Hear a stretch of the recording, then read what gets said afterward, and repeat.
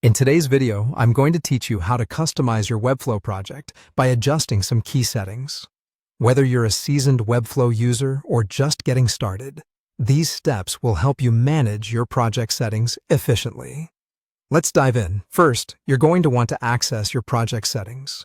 Begin by navigating over to your Webflow dashboard. You'll see a list of your current projects there. Take a moment to find the specific project you intend to edit. Once you've located it, select the project, which will take you to its dedicated dashboard area. Now, look around for the Project Settings button. It should be there on the interface. Click on it, and it will guide you into a separate menu where the main customization happens. Now that you're inside the project settings, you're going to focus on the Custom Code section. Keep in mind that the Custom Code feature in Webflow is actually part of their premium offerings. So, if you haven't already, you need to have a custom domain set up to access this functionality. Assuming you've taken care of that, continue to explore within the settings. You'll find a tab labeled Custom Code.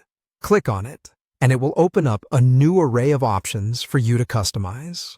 Next, let's add some CSS code to your project. You should see a section labeled Head Code. This is where you'll paste your CSS snippet. The specific code you're working with here is targeted at the Webflow badge. It's Webflow badge, which is the CSS class name that Webflow uses for these badge elements. What we're looking to do is to hide this element from view. The snippet you'll be using includes the properties display, none, important, and visibility, hidden, important. It's worth mentioning the purpose of these codes.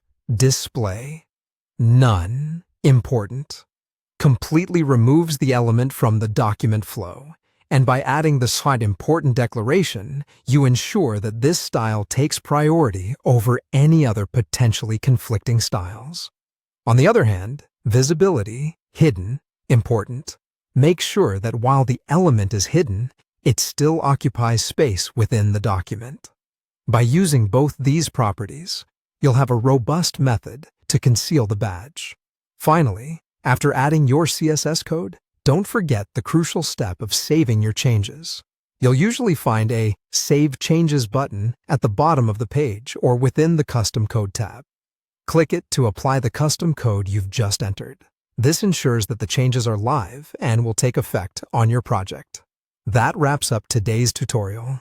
We've walked through accessing the project settings, navigating to the custom code, adding our CSS, and saving our changes. These simple steps offer powerful customization for your Webflow project, enabling you to tailor it even more to your needs. Thanks for following along, and happy designing!